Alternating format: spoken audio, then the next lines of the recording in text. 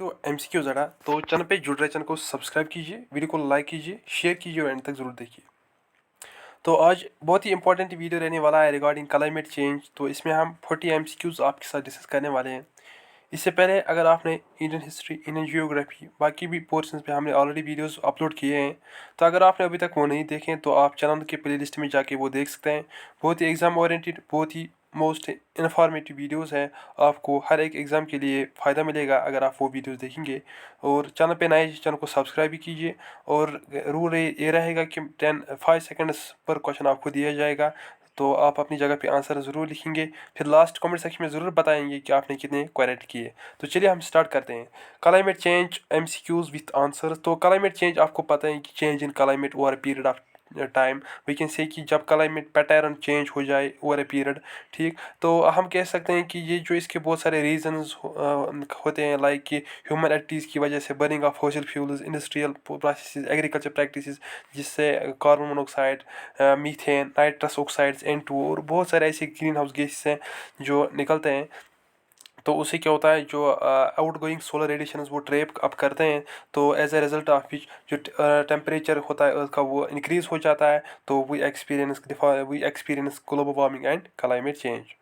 तो climate change की जो काज है वो ग्रीन हाउस इमिशंस भी हैं, लाइक कि from industries, from transportation sectors से जो गैसेस निकलते हैं, कार्बन मोनोऑक्साइड, कार्बन डाइऑक्साइड, या डिफॉरेस्टेशन, जब हम पेड़ों को काटेंगे तो क्योंकि पेड़ों में एक इम्पॉर्टेंस ये है कि वो कार्बन डाइऑक्साइड को एब्जॉर्ब करते हैं, जब उनको हम काटेंगे तो as a result of which green house gas increase हो जाएगा कंसनट्रेशन। तो क्लाइमेट वार्म अप हो जाएगा, तो हम क्लाइमेट चेंज एक्सपीरियंस करेंगे। उसके साथ साथ इंडस्ट्रियल प्रोसेस में, लाइक कि मैन्युफैक्चरिंग या जो प्रोडक्शन वेस्ट निकलता है या एक्टिविटीज़ की वजह से, इससे भी जो हज़ार्डस वेस्ट इमिशंस निकलते हैं, तो as a result of which they also pose a significant threat and cause climate change. और एग्रीकल्चर प्रैक्टिस, लाइक कि पैडी कल्टीवेशन, राइस कल्टीवेशन, या हम लाइव स्टॉक फार्मिंग करते हैं, या हम सिंथेटिक फर्टिलाइजर्स का यूज़ करते हैं, तो इससे भी बहुत सारे हज़ार्डस सब्सटेंस निकलते हैं जो हमारे एटमॉस्फेयर में पहुँच के जो टेम्परेचर है वो इंक्रीज़ किया जाता है और हम एक्सपीरियंस करते हैं क्लाइमेट चेंज।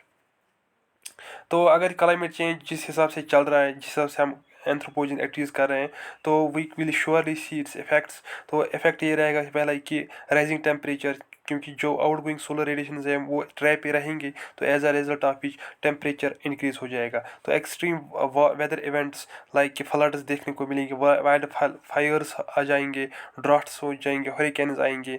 तो melting of glaciers and ice and sea level rise, like कि आपने रिसेंटली न्यूज़ में भी सुना होगा, जो वेनेजुएला में एक ग्लेशियर है वो मेल्ट आउट हो गया पूरी तरह से, अब वो प्लान हो गया है। तो वो क्यों हो रहा है? Because of increasing temperature. तो अगर क्लाइमेट चेंज इसी रेट से हुआ तो we will experience loss of habitats, threat to the low lying areas, और भी बहुत सारे इम्पैक्ट्स। उसके बाद इकोसिस्टम पे भी इम्पैक्ट पड़ सकता है, क्योंकि लॉस ऑफ बायोडाइवर्सिटी, एनिमल का जो बिहेवियर है वो चेंज हो जाएगा। They will migrate towards some other country और सम अदर प्लेस। तो बायोडाइवर्सिटी लॉस हो जाएगा, माइग्रेशन होगी इनकी, तो ये भी एक इम्बैलेंस क्रिएट हो जाएगा नेचर में। इसके साथ साथ ये भी हो सकता है फूड सिक्योरिटी पे असर पड़ सकता है, एग्रीकल्चर एक्टिविटीज़ चेंज हो जाएंगी। तो क्योंकि ड्राफ्ट्स अगर हो जाएंगे या फ्लड्स आएंगे तो एग्रीकल्चर कल्टीवेशन नहीं होगी, तो as a result of which people will suffer from food security and there will be threat to agriculture as well. तो अब हम डायरेक्ट क्वेश्चंस पे आते हैं। तो लेकिन आपको याद रखना है कि जो मेन ग्रीन हाउस गैस है वो carbon dioxide, methane, nitrous oxide और भी बहुत सारे गैसेस हैं। ये तीन बहुत ही हाई कंसनट्रेशन में होते हैं। तो हम क्या एज इंडिविजुअल लेवल पे हम क्या कर सकते हैं कि हम इस जो climate change, human induced climate change जो चल रहा है अभी, तो as at an individual level हम अपने कुछ स्टेप्स उठा सकते हैं, लाइक कि हमें कंजप्शन बहुत कम करनी पड़ेगी, हमें eco friendly renewable energy sources को इस्तेमाल करना पड़ेगा, हमारा जो वेस्ट है वो हमें मैनेज करना पड़ेगा, और वेस्ट की जो मिनिमाइजेशन है वो कम होनी चाहिए। इसके साथ साथ हमें सस्टेनेबल प्रैक्टिस पे ज़्यादा ध्यान देना होगा। और इसके साथ हमें वो पॉलिसीज़, वो कन्वेंशंस, वो ऐसी स्ट्रेटजीज़ बनानी चाहिए ताकि हम जो इमिशन है वो कम कर सकते हैं, और हम एक इको फ्रेंडली हैबिटेट अपनी लाइफ में भी अडॉप्ट करें। तो ये बहुत इंपॉर्टेंट, हर एक के लिए ये जिम्मेवारी बनती है, for individual, community, government level, researchers, scholar, हर एक के लिए ये एक जेन्युइन और मैसिव इशू बन चुका है। तो अपनी जगह पे हर एक को स्टेप्स लेने पड़ेंगे ताकि जो क्लाइमेट चेंज हो रहा है उसकी कंसंट्रेशन हम कम कर सकते हैं। तो अब ये थोड़ा सा इंट्रोडक्शन मैंने बोला आपको, तो अब हम डायरेक्ट क्वेश्चन पे आते हैं। क्वेश्चन नंबर 1 आपकी स्क्रीन पे है। Climate change is caused by, आपको बोलना है कि इनमें से जो क्लाइमेट चेंज है वो किस एक्टिविटी की वजह से होता है, कैसे हो रहा है। ग्रीन हाउस गैसेस से हो रहा है, डिप्लेशन ऑफ ओजोन लेयर से हो रहा है, पोल्यूशन से हो रहा है, या ऑल ऑफ द अबव, या यहाँ ये तीनों रीजन्स हैं इसके लिए। तो जल्दी से बोलिए कि आपको क्या लग रहा है कि 5 सेकंड के आसपास आराम से देखिए इस क्वेश्चन का राइट आंसर कीजिए।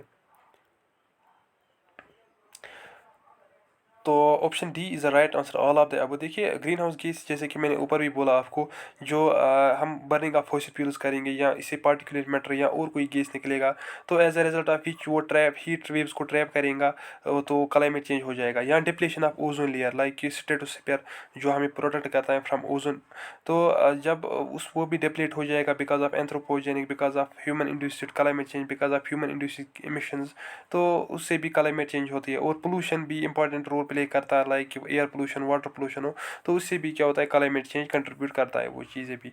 तो हम ये ऑप्शन नंबर डी यहाँ पे all of the above important और ये राइट आंसर है इसका। क्वेश्चन नंबर नेक्स्ट है, Where was the first where was the climate change conference held in the year 2015? आपको बोलना है 2015 में क्लाइमेट चेंज कॉन्फ्रेंस हुई थी, तो ये किस कंट्री में हुई थी, पेरिस, कतर, बोन या कोलंबो। तो जल्दी से बोलिए, इंपॉर्टेंट क्वेश्चन है, रिपीट होता है एग्जाम्स में, तो जल्दी से बताइए ए बी सी या डी।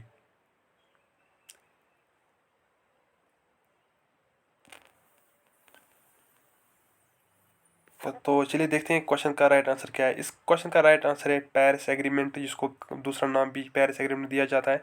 तो ये पेरिस में हुई थी 2015, तो United nation conference on climate change UNFCC। तो और यहाँ पे आपको याद रखना है कि पेरिस कहाँ पे, फ्रांस में है। तो COP21, क्योंकि COP ये कॉन्फ्रेंस ऑफ पार्टीज़ होती है, जब जब हर एक कंट्री के रिप्रेजेंटेटिव जाके एक कॉन्फ्रेंस हेल्ड करते हैं, ताकि वो डिस्कस करते हैं कि हम क्लाइमेट चेंज इमिशंस पे कैसे रोक लगा सकते हैं, हम कौन से स्टेप्स लगा इनिशिएटिव्स ले सकते हैं ताकि कंसंट्रेशन कम हो जाए। तो ये हर साल होती है COP। तो जो लेटेस्ट हुई है दैट इज़ COP28। तो अब जो ये, लेकिन यहाँ पे जो क्वेश्चन आपको बोला गया था 2015 में, तो ये पेरिस में हुई थी, फ्रांस, और ये COP21 है। Question next, what is green house effect. अब आपको बोलना है कि ग्रीन हाउस इफेक्ट क्या है। Increase in temperature of earth due to concentration of gas in the atmosphere. क्या जब टेम्परेचर इंक्रीज हो जाए बिकॉज ऑफ गैसेस जो एटमॉस्फेयर में है। या दूसरा ऑप्शन है एसिड रेन, ब्लैक रेन, या इनमें से कोई नहीं। तो जल्दी से बोलिए क्या लग रहा है आपको इस क्वेश्चन का राइट आंसर।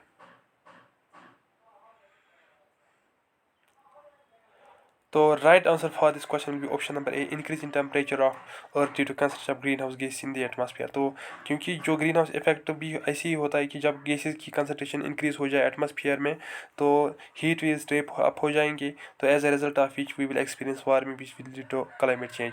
इसी ट्रेंड भी एक ऐसा फिनोमेना है जो, जिससे क्या होता है कि लाइक कि इसमें बहुत हेल्थ इश्यूज होते हैं।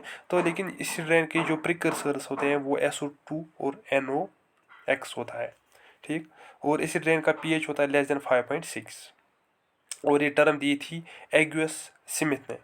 अब नेक्स्ट क्वेश्चन नंबर 4 पे आएंगे हम। Kyoto protocol is related to, Kyoto protocol किसके रिलेटेड है। जैसे कि आपको पता है कि जो अगर हम इंडस्ट्रियल टाइम्स की बात करेंगे, या 1800 या 1800 या 1700 की बात करेंगे, तो उतनी जो एक्टिविटीज़ नहीं हो रही थी, जिससे हमारा जो एनवायरनमेंट है डिप्लीट हो जाएगा। लेकिन with time, with ease, with comfort, जो हम actually when need turns into greed, then over exploitation and depletion of the resource is the result. तो जब विथ टाइम जब एनवायरनमेंट इश्यूज इंक्रीज होते गए, तो 1972 में जो इसको हम एक माइलस्टोन भी कहा जाता है, क्योंकि एक स्टॉकहोम कॉन्फ्रेंस हुई थी रियो डी जेनरियो में, तो इसमें ये इश्यूज डिस्कस किए गए। तो उसके बाद 26 प्रिंसिपल दिए गए थे। और एट दैट टाइम जो इंडिया की जो prime minister that was Indira Gandhi. तो कायोटो प्रोटोकॉल फिर क्या हुआ, जब 1972 में स्टॉकहोम कॉन्फ्रेंस हुई, विथ टाइम फिर बहुत सारे कन्वेंशंस हुई, बहुत सारे पॉलिसीज़ बनाए गए, बहुत सारे प्रोटोकॉल्स बनाए गए, इसके साथ साथ बहुत सारे लॉज भी बनाए गए एट वर्ल्ड लेवल। तो ऐसे ही एक प्रोटोकॉल बनाया गया जिसको हम कायोटो कहते हैं। तो अब आपको बोलना है कि ये किसके रिलेटेड है, air pollution, green house gas, climate change, या वाटर पोल्यूशन। तो बताइए जल्दी से क्या लग रहा है आपको इस क्वेश्चन का right answer, A B C या डी। तो इस क्वेश्चन का राइट आंसर है option number A, option number C, that is climate change. लेकिन यहाँ पे आप इसको करेक्ट करेंगे तो इसका राइट आंसर हो जाएगा ग्रीन हाउस गैसेस। देखिए ये जो कायोटो प्रोटोकॉल है ये 1997 में ये इम्प्लीमेंट किया गया, लेकिन इन फोर्स इंडिया में ये 2005 में आया। ठीक, यहाँ पे आपको ये चीज़ें याद रखनी है। और कायोटो कहाँ पे है वो भी आप हमें ज़रूर कमेंट्स में ज़रूर बताएंगे। अब नेक्स्ट पे आते हैं हम। Green house effect is enhanced in the environment due to. आपको बोलना है कि जो ग्रीन हाउस इफेक्ट है वो इंक्रीज़ हो रहा है इन्वायरमेंट किसकी वजह से? Carbon monoxide, carbon dioxide, oxygen, या इनमें से कोई नहीं। तो जल्दी से बताइए क्या लग रहा है आपको, ग्रीन हाउस इफेक्ट किससे इनहेंस इंक्रीज हो रहा है इन्वायरमेंट में? ए, बी, सी या डी? 5 सेकंड आपके पास, आराम से देखिए, क्वेश्चन का राइट आंसर कोड कीजिए।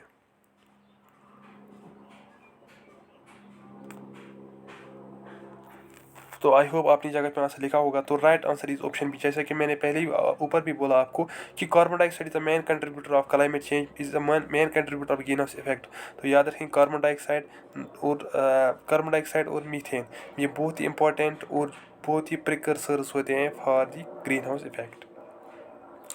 Question number 6, which are the following is not a green house gas. आपको बोला है कि यहाँ पे कि इनमें से कौन ऐसा गैस है जो ग्रीन हाउस गैस नहीं है? Oxygen, carbon dioxide, chlorofluorocarbon, methane. तो जल्दी से बताइए क्या लग रहा है आपको, ए, बी, सी या डी? बहुत इजी क्वेश्चन है। तो option number A, that is oxygen, is the right answer, क्योंकि oxygen is an gas that is necessary for the survival of life. तो फॉर कंबशन और भी बहुत सारे प्रोसेस के लिए ऑक्सीजन का होना ज़रूरी है। कार्बन डाइऑक्साइड जैसे कि मैंने पहले बोला कि is the main contributor. CFCs और मीथेन भी एक ग्रीन हाउस गैस है। क्वेश्चन नंबर 7 आपकी स्क्रीन पे है। Which the following gas has the highest contribution to global warming. आपको बोलना है कि इनमें से कौन सा ऐसा गैस है जो सबसे ज़्यादा कंट्रीब्यूट करता है ग्लोबल वार्मिंग को? Carbon dioxide, CFCs, nitrous oxide, methane. तो जल्दी से बताइए क्या लग रहा है आपको, what should be the right answer? तो option number A, that is carbon dioxide, is the main contributor of greenhouse gas effect. Which of the following naturally occurring greenhouse gas cause the highest percentage of greenhouse effect? आपको बोलना है कि इनमें से कौन सा ऐसा गैस है जो नेचुरली प्रेजेंट होता है और ये हाईएस्ट परसेंटेज में प्रेजेंट होता है, ये और ये कंट्रीब्यूट करता है ग्रीन हाउस इफेक्ट को? Carbon dioxide, methane, oxygen, water vapour. तो जल्दी से कोड कीजिए अपनी जगह पे क्या लग रहा है आपको। ये थोड़ा सा टिपिकल क्वेश्चन है, आपको थोड़ा टाइम लगेगा, तो जल्दी से बताइए, समझ के इस क्वेश्चन का राइट आंसर कमेंट सेक्शन में ज़रूर बताएंगे। तो इस क्वेश्चन का ज़रूर आप कमेंट में ज़रूर हमें आंसर बताएंगे। अब हम नेक्स्ट क्वेश्चन की ओर बढ़ते हैं। तो क्वेश्चन यहाँ पे दिया ऊपर, with reference to net zero goal for 2050। तो जैसे कि आपको बहुत पता है कि हर एक कंट्री ने अपनी अपनी जगह पे कुछ गोल्स सेटअप किए हैं। तो नेट जीरो गोल रखा गया है for 2050। Which are the following is are correct. तो इस गोल के रिलेटेड इनमें से कौन सा ऐसा है जो करेक्ट स्टेटमेंट दिया है? First is, it means that a country will bring down its emission to zero by 2050। पहला ये है कि जो कंट्रीज़ हैं वो अपनी जो भी इमिशंस कर रहे हैं, लाइक कि कार्बन डाइऑक्साइड, बाकी जो भी ग्रीन हाउस गैस इमिशंस वो कर रहे हैं because of some industrial, agriculture और भी बहुत सारे ऐसी एक्टिविटीज़ की वजह से जिससे इमिशंस कंट्रीब्यूट होते हैं एटमॉस्फेयर में। तो क्या वो कंट्रीज़ इस इमिशंस को ब्रिंग डाउन, कम इनकी रेट कंसनट्रेशन कम करेंगे बाई 2050? एक ये है। दूसरा ये है कि it means that a countries emissions will be compensated by absorption and removal of green house gas from the atmosphere. दूसरा स्टेटमेंट जो दिया है वो ये है कि जो कंट्री की जो इमिशंस है उनको कंपनसेट किया जाएगा किससे? बाय एब्जॉर्प्शन और removal of green house gas from the atmosphere. तो ये यूनिवर्सल क्वेश्चन लग रहा है मुझे कि आप ऐसी इसका आंसर बता सकते हो। तो जल्दी से बताइए, ए, बी, सी या डी अपनी जगह पे कोड कीजिए। और यहाँ पे जो कोड्स दिए हैं, A only one, only two, both 1 and 2, neither 1 and 2, not 2, sorry. तो जल्दी से बताइए क्या लग रहा है आपको, इस क्वेश्चन का राइट आंसर क्या हो सकता है? तो right answer is option number 2, that is, it means that a country's emission will be compensated by absorption and removal of greenhouse gas from the atmosphere। लेकिन यहाँ पे आप इसको करेक्ट करेंगे, इसका जो राइट आंसर है वो ऑप्शन नंबर 1 है। Question number 10, which of the following cases is both harmful and beneficial to the life on the earth. आपको बोलना है कि इनमें से कौन सा ऐसा गैस है, एक तो वो हार्मफुल है, नुकसानदेह है, और इसके साथ साथ लाइफ के लिए भी ज़रूरी है। Oxygen, ozone, nitrogen, carbon dioxide. इससे पहले भी मैंने वीडियोस में आपको बोला है कि elimination method is one of the best method to solve any question. अगर आपको दो ऑप्शन लग रहे हैं कि एलिमिनेट हो रहे हैं तो इनको पहले ही एलिमिनेट किया जाए। तो बताइए जल्दी से क्या लग रहा है आपको, बहुत हार्मफुल और बेनिफिशियल कौन है इन चारों में से?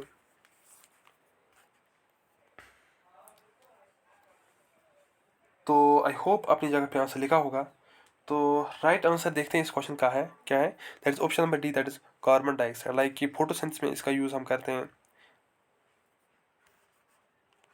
और ये है कि अगर इसकी कंसंट्रेशन ज़्यादा होगी तो it will have some hazardous effect on us. Which of the following country is the largest emitter of carbon. आपको बोलना है कि इन कंट्रीज में से सबसे ज़्यादा इमिटर कौन है कार्बन का, जो सबसे ज़्यादा कार्बन इमिट करता है एटमॉस्फेयर में, एनवायरनमेंट में। USA, China, India and European union. तो बताइए क्या लग रहा है आपको, इस क्वेश्चन का राइट आंसर क्या हो सकता है, ए, बी, सी या डी।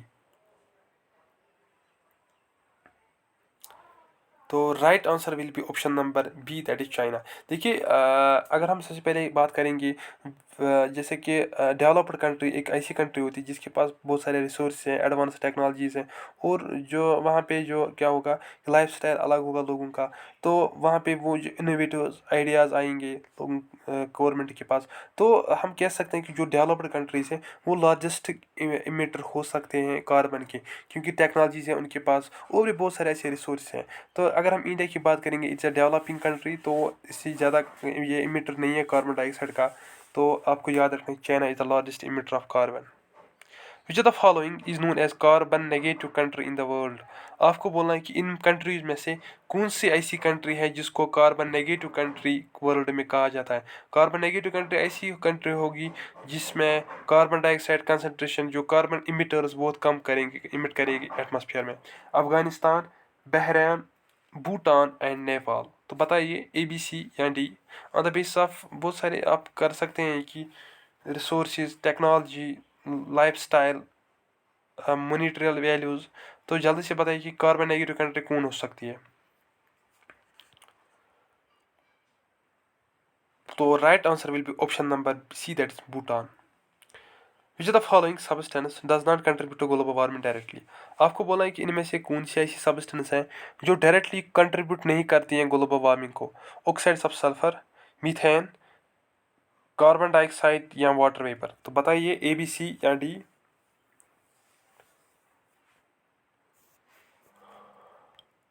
तो oxides of sulfur is the right answer for this, क्योंकि it's a secondary air pollutant, that is why there should be a reaction between sulfur components। तो इसीलिए ये डायरेक्टली कंट्रीब्यूट नहीं करता है warming of atmosphere. Question next, which of the following is not a green house gas found naturally in the atmosphere. इनमें से कौन सा ऐसा है जो ग्रीन हाउस गैस नहीं है, जो नेचुरली एटमॉस्फेयर में प्रेजेंट नहीं है।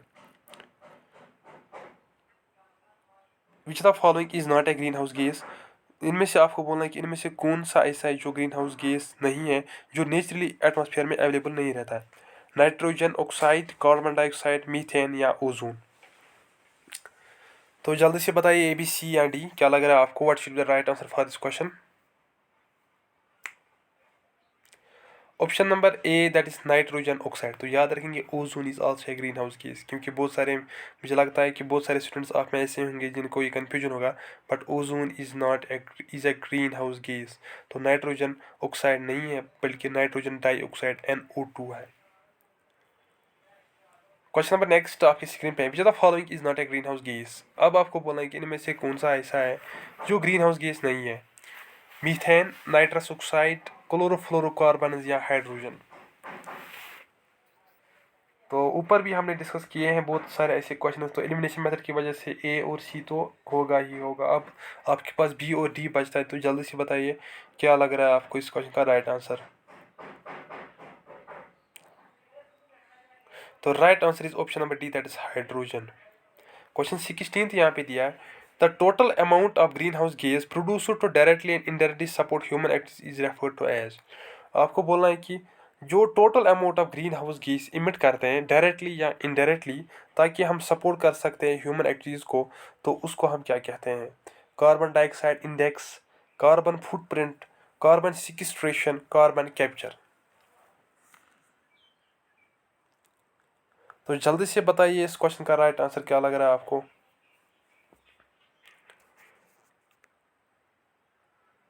तो इस क्वेश्चन का राइट आंसर है कार्बन फुटप्रिंट। तो याद रखेंगे total amount of green house gas जो डायरेक्टली या इनडायरेक्टली इमिट हो जाए बाय ह्यूमन एक्टिविटीज़ की वजह से, तो उसको हम कहते हैं carbon footprint. Carbon sequestration is absorption of carbon, और कार्बन कैप्चर भी वही होता है। Which of the following conditions indicate the impact of global warming. Select the correct answer from the given codes. आपको बोलना है कि इनमें से आपको क्या लग रहा है कि ग्लोबल वार्मिंग की जो हो रहा है, जो ग्लोबल वार्मिंग जो अभी चल रहा है, तो इसकी बहुत सारे इम्पैक्ट्स है। आपको बोलना है कि कौन कौन से इंपॉर्टेंट इम्पैक्ट्स इससे हो जाएंगे।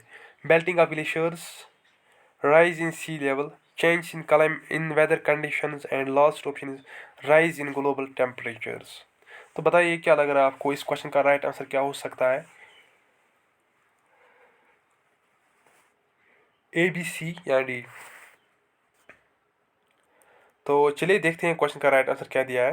लेकिन सॉरी, यहाँ पे कोड्स भी दिए हैं नीचे 1 and 2, 1 2 3, 2 3 4 all of the above. तो मैं पहले ये दिखाऊंगा एक बार फिर आपको 1 2 3 4 और कोड्स भी देखिए आप लोग। तो जल्दी से बताइए, 5 सेकंड के पास आराम से देखिए, क्वेश्चन का राइट आंसर बता देंगे। तो right answer will be option number D, that is all of the above. तो जैसे कि चीज़ ऑब्वियसली बात है कि मेल्टिंग ऑफ ग्लेशियर्स हो जाएंगी, तो इससे क्या होगा, जब ग्लेशियर्स मेल्ट अप होंगे तो राइज इन सी लेवल होगा, वेदर कंडीशन चेंज हो जाएंगी और ग्लोबल टेम्परेचर भी चेंज हो जाएगा, इंक्रीज हो जाएगा temperature. Which the following is the most fragile ecosystem that will be first of all affected by global warming. आपको बोलना है कि इनमें से जो भी इकोसिस्टम्स नीचे दिए हैं, इनमें से आपको बोलना है कि ऐसा इकोसिस्टम जो मोस्ट फ्रेजाइल है, जो सबसे पहले इफेक्ट हो जाएगा ग्लोबल वार्मिंग की वजह से। तो आई होप आपको क्वेश्चन समझ आया होगा। ऑप्शन है आपके पास Arctic and Greenland ice sheet, Amazon rain forest, taiga या इंडियन मानसून। तो बताइए जल्दी से क्या लग रहा है आपको, इकोसिस्टम कौन सा ऐसा है जो पहले इससे इम्पैक्ट हो जाएगा?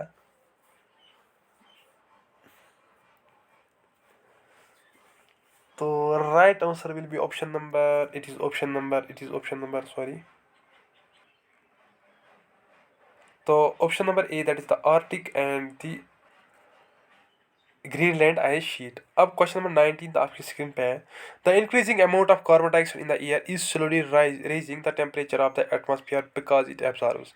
आपको बोला है कि जो कार्बन डाइऑक्साइड की जो कंसनट्रेशन है वो इंक्रीज होती जा रही है एयर में, एज ए रिजल्ट ऑफ जो टेम्परेचर है वो इंक्रीज हो जा रहा है। क्यों, ऐसा क्यों हो रहा है? Because it absorbs the water vapor of the air and retains its heat. Option B, the UV part of the solar radiation. Option C, all the solar radiations, the infrared part of the solar radiations. तो बताइए क्या लग रहा है आपको, carbon dioxide का क्या role play करता है जिससे वार्मिंग होती है?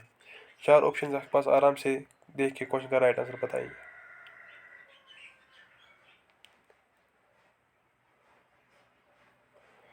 तो option D is the right answer.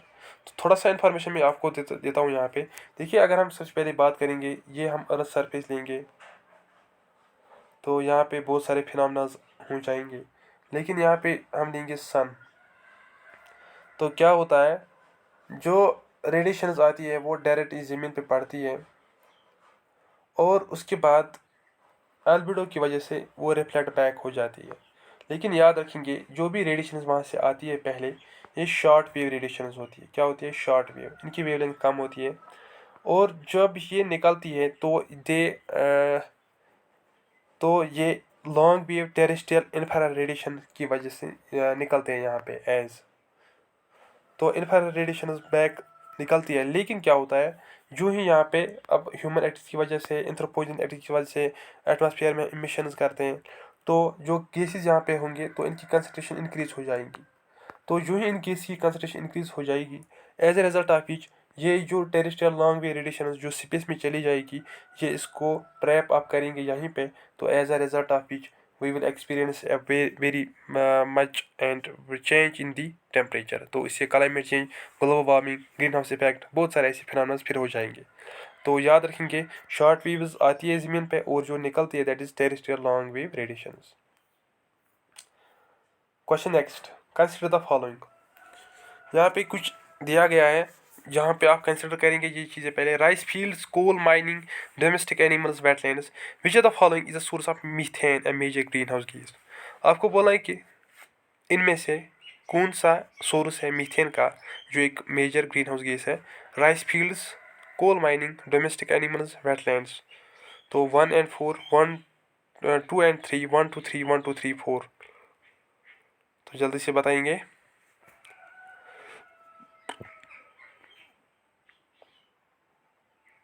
I hope अपनी जगह पे आंसर लिखा होगा। तो right answer will be option number D, that is 1 2 3 4। Rice field जो पेडी कल्टीवेशन करते हैं उससे भी CH4 इमिट होता है। कोल माइनिंग, इससे भी डोमेस्टिक एनिमल्स काउ डंग उससे भी होता है, और वेटलैंड्स की वजह से भी। तो all of the above. Which human activity is most affected by climate. आपको बोला है कि इनमें से कौन सी ऐसी एक्टिविटी है जो क्लाइमेट से इफेक्ट होती है, human activity. Fishing, mining, manufacturing या फार्मिंग। तो जल्दी से बताएंगे आप लोग।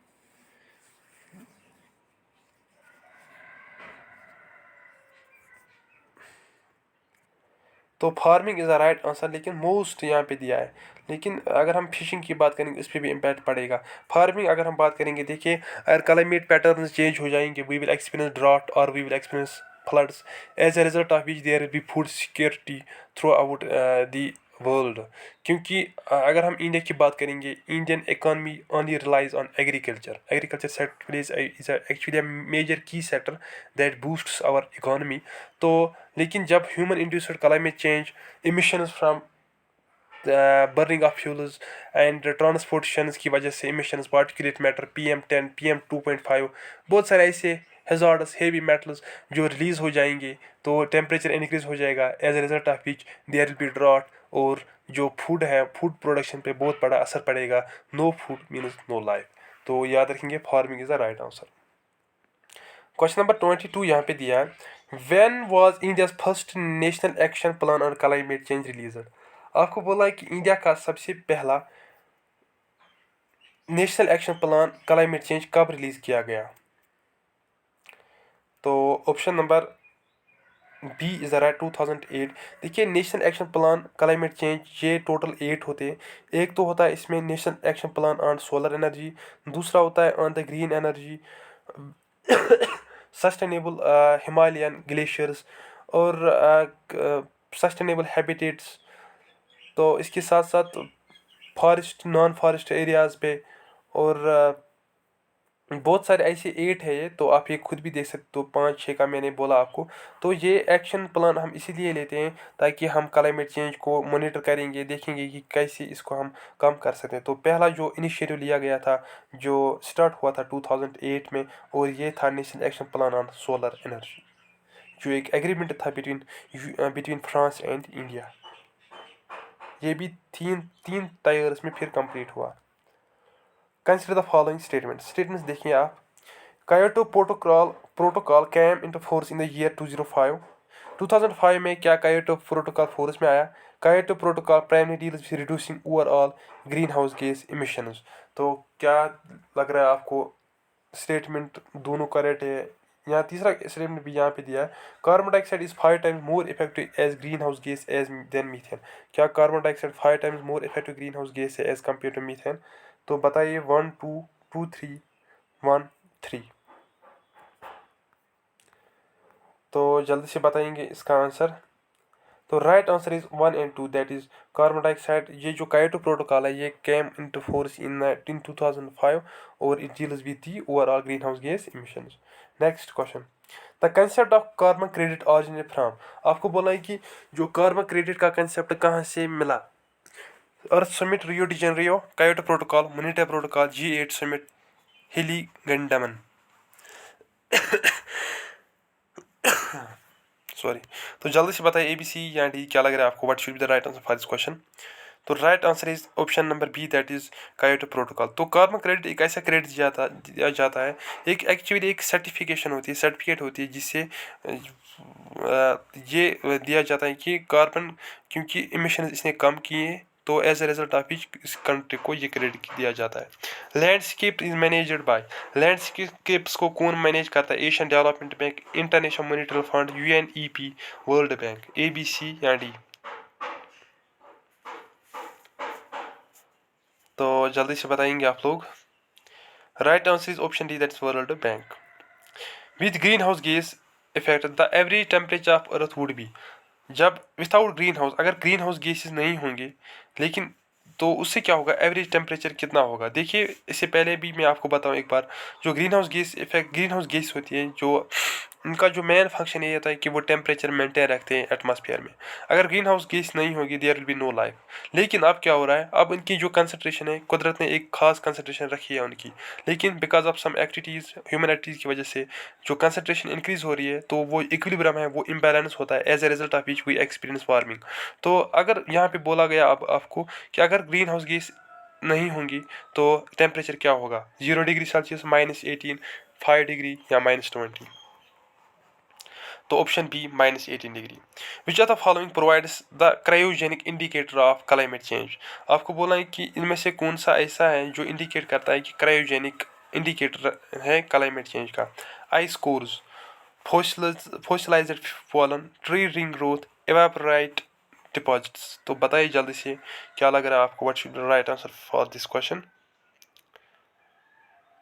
तो ice core is a right answer. तो आइस कोर्स के बारे में सबसे पहले हम थोड़ा सा जानते हैं। आइस कोर्स एक सिलेंड्रिकल शेप्ड सैंपल्स होते हैं जो हम ड्रिल करते हैं फ्रॉम ग्लेशियर्स या आइस शीट से। तो अगर आपने कंसेप्ट सुना होगा पेलियो क्लाइमेट का, paleo climatology is actually the study of past climate. तो paleo means past, climate means climate. तो इस ऐसी स्टडी जिसमें हम climate, previous climate, past climate के बारे में जानते हैं, तो उस स्टडी को हम पेलियो क्लाइमेट कहते हैं। तो जो आइस कोर्स हैं इनको एनालाइज करके उनका जो कंपोजिशन है वो देख के हम एनालाइज कर सकते हैं कि हम देख सकते हैं कि ग्रीन हाउस गैस इमिशंस कितनी हुई थी एंशिएंट टाइम में। इसके साथ साथ सोलर एक्टिविटीज़ का भी हमें कुछ इंडिकेट मिल सकता है। इसके साथ साथ बहुत सारे ऐसी एक्टिविटी, वॉल्केनिक एरप्शंस के बारे में हमें इन्फॉर्मेशन मिल सकती है। तो वी कैन से कि क्लाइमेट चेंज इंडिकेटर जो क्रायोजेनिक है, cryogenic means it's a frozen, क्योंकि आइस हमेशा सॉलिड फॉर्म में होता है और इट इज़ कोल्ड। तो option A will be the right answer. लेकिन यहाँ पे जो तीन ऑप्शंस हैं ये भी हमें इंडिकेट करते हैं क्लाइमेट चेंज के बारे में, लेकिन यहाँ पे क्रायोजेनिक दिया गया था, क्रायोजेनिक मीन्स आइस कोर। बाकी जो ट्री रिंग्स है ये भी हमें क्योंकि जो ट्रीज़ हैं वो ग्रोथ करते हैं, जो रिंग्स निकलती हैं इनकी वो हर ईयर ग्रोथ करती हैं, और फेवरेबल कंडीशन में उनकी ग्रोथ ज़्यादा होती है, अनफेवरेबल में कम होती है। तो इन ट्री रिंग्स को हम अगर हम एनालाइज करेंगे, we will get an idea about the past climate change and how it contributed, how activities come, तो हमें डेटा मिलेगा कि कैसे क्लाइमेट चेंज हुआ था पास्ट में। Next, which human activity significant contributes to deforestation and impact climate change. आपको बोला है कि इनमें से कौन सी ऐसी ह्यूमन एक्टिविटी है जो कंट्रीब्यूट करती है डिफॉरेस्टेशन को और इम्पैक्ट करती है क्लाइमेट चेंज को। Urbanization, fishing, mining, logging.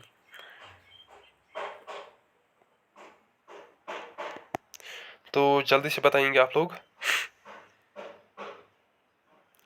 तो option number A will be the, option number D is the right answer, is lodging.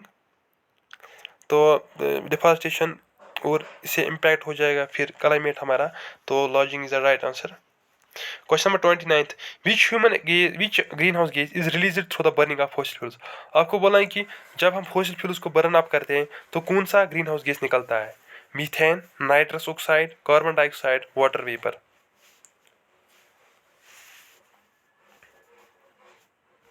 A, B, C या डी, जल्दी से बताइए। Option C carbon dioxide right answer. Question 30th, which factor contributes to the loss of Arctic sea ice. आपको बोलना है कि इनमें से कौन सा ऐसा फैक्टर है जिससे जो कंट्रीब्यूट करता है कि loss of Arctic sea ice. Decrease global temperature, increase cloud cover, ocean acidification, warmer temperatures. तो बताइए जल्दी से क्या लग रहा है आपको, what should the right answer for this question, loss of Arctic sea ice.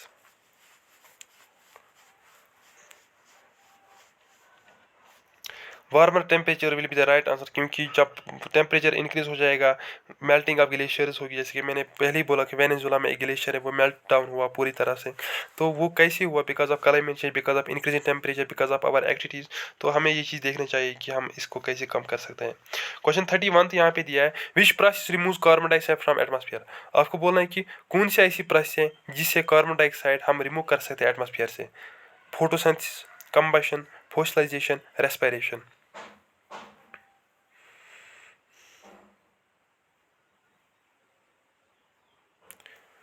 तो option number A photosynthesis is the right answer. Which ecosystem is at risk due to ocean acidification caused by climate change.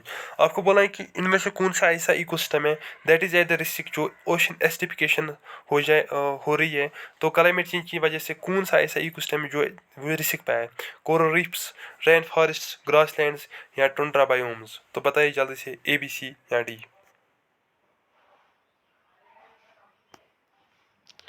तो option number A coral reefs is the right answer. तो ocean acidification अगर हम देखेंगे तो carbonate system अगर हमें सबको पता ही होगा, तो जो रेडिएशन पड़ती है, बाकी जो पीएच कार्बोनेट सिस्टम ज़रूरी है। अगर कार्बोनेट सिस्टम नहीं होगा तो पीएच जो ओशंस का वो मेंटेन रहता है बिकॉज ऑफ कार्बोनेट सिस्टम। अब क्या होगा, अगर पीएच इंक्रीज़ हो जाएगा तो वी कैन सी कि ओशन एसिडिफिकेशन होगी, तो as a result of which जो बायोडाइवर्सिटी है उस पर बहुत इफेक्ट पड़ने वाला। लाइक कि कोरल रीफ्स, कोरल जो होता है कि लिविंग एनिमल होता है, एक सिम्बायोटिक एसोसिएशन में रहता है बिटवीन जू जेंथली एंड अलगी, तो एक दूसरे को ये इसको प्रोटेक्ट करता है और अलगी प्रोवाइड्स फूड, तो ये एक सिम्बायोटिक इंटरेक्शन रहती है इन दोनों के बीच। तो अब this ecosystem is at the verge of is at the verge of risk, तो we need to take steps to lower the emission rate. Question 33 यहाँ पे दिया है, what is the term for the price of earth surface warming due to human activities. आपको बोलना है कि कौन सी ऐसी प्रोसेस जिससे अर्थ सरफेस वार्म अप होती है बिकॉज ऑफ ह्यूमन एक्टिविटीज, तो एक टर्म इसके लिए हम यूज़ करते हैं, उस प्रोसेस का नाम बोलिए। Anthropogenic warming, solar radiation, geothermal heating या थर्मल एक्सपेंशन। तो option number A B C and D जल्दी से बताएंगे। A is the right answer, anthropogenic warming. Which gas is more potent in trapping heat compared to carbon dioxide? आपको बोलना है कि इनमें से कौन सा ऐसा गैस है जो ज़्यादातर हीट को ट्रैप अप करता है as compare to carbon dioxide, nitrous oxide, methane, hydrogen sulphide या ओजोन। ए बी सी या डी। तो methane is the right answer. Which activity is a major cause of methane emission contribute to climate change? आपको बोला है कि इनमें से कौन सी ऐसी एक्टिविटीज है जो मेजर कंट्रीब्यूटर है क्लाइमेट चेंज को। Agriculture, mining, air travel, waste incineration. तो agriculture is the right answer. What is the term for the process of trapping the sun's heat in the earth atmosphere? आपको बोलना है कि उस process का नाम क्या है जो डील करते हैं कि सन की जो हीट वेव्स है वो ट्रैप अप हो एटमॉस्फेयर में। Insolation, green house effect, solar irradiance और हीट इंट्रैपमेंट। बताइए जल्दी से A B C and D. तो B green house gas effect is the right answer. Insolation होता है कि amount of radiation per unit area, और सोलर इरिडेंस को हम कहते हैं कि सोलर फ्लक्स भी। तो इसमें हर एक चीज़ स्कैटर्ड, डिफ्लेक्शन, डिफ्यूजन, हर एक चीज़ आता है। Which action contributes most to reducing personal carbon footprint? कौन सी ऐसी एक्टिविटीज़ है जिससे हम कार्बन फुटप्रिंट कम करते हैं, लेकिन human activities. Driving an electric car, eating locally food, using public transport, planting trees. तो option number A is the right answer, ये आप खुद ठीक करेंगे। What is the main reason for the loss of biodiversity to climate change? कौन सा ऐसा main reason है जो कंट्रीब्यूट करता है loss of biodiversity due to climate change? Increase rainfall, rising temperature, reduction in pollution, soil erosion. A B C या D जल्दी से बताएंगे। तो option number B rising temperature is the right answer, क्योंकि behaviour, human wild life behaviour, migration और भी बहुत सारे ऐसे इफेक्ट्स हैं जो देखने को मिलेंगे। Which region is particular vulnerable to climate change induced desertification? आपको बोलना है कि इनमें से कौन सा ऐसा रीजन है जो वल्नरेबल है at the threat due to climate change induced desertification? South East Asia, South sub Saharan Africa, Western Europe, North America. तो जल्दी से बताइए आप लोग, what should be the right answer? Sub Saharan Africa. ये क्वेश्चन आप इस क्वेश्चन का आप हमें कमेंट सेक्शन में ज़रूर बताएंगे आंसर। तो लेकिन मैं क्वेश्चन पढ़ता हूँ, what is the main source of human produced green house gas emission? कौन सा ऐसा है एक्टिविटी है जिससे ह्यूमन ज़्यादा कंट्रीब्यूट करते हैं तो green house gas emissions? Deforestation, industrial activities, volcanic eruptions या ओशनिक करंट? इस क्वेश्चन का आंसर आप हमें कमेंट सेक्शन में ज़रूर बताएंगे। ये 40 क्वेश्चन हमने आज आपके साथ डिस्कस किए।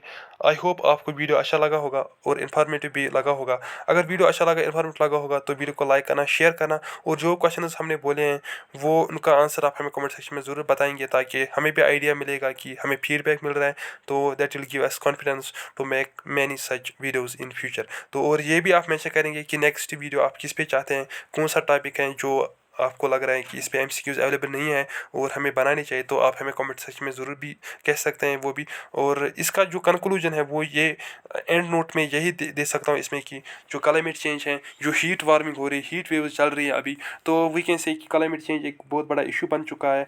ये हीट ऑफ अर्थ सरफेस जो अभी चल रही है, it is because of human induced climate change. We at individual level have to take steps. हमें देखना चाहिए कि हमारी एक्टिविटीज़ की वजह से कि कैसे कंट्रीब्यूट होता है क्लाइमेट चेंज को, तो और हमें क्या कर सकते हैं कि इसकी जो रेट है वो कम करेंगे। बाकी अगर वीडियो अच्छा लगा बिल्कुल लाइक करना, सब्सक्राइब करना। Thank you, all the best, good luck, अल्लाह हाफ़िज़।